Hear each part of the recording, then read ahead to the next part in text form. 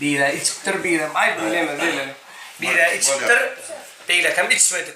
Yolla ovada olan suluçu. Yadımda mı dostum May ayının giycesi benim piyan vaktim sen saat baktım boşandı araklan en çet şüşesi görüyorlar at takken at baktım. Bulurlar çakışıp ses köpek yerdi sarlardan piyanlar has köpek yerdi. Şu vakit idirmen dost köpek yerdi doğrular istikandan götürleyen vakti.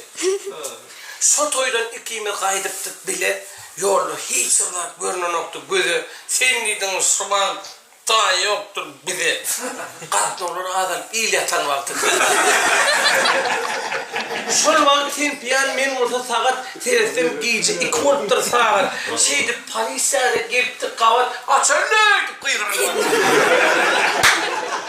Asırman tuttular yolumu bağlar maşina tuttular kolunu toğlar.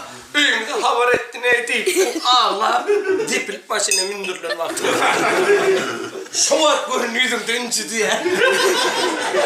Gözlerinden açtı 3 tane hüncü. Ondan kaçtı 4. ondan 5. Şöyle in mert vaktın, in eciz vaktın. Ondan sonra ekmeğin dikkat.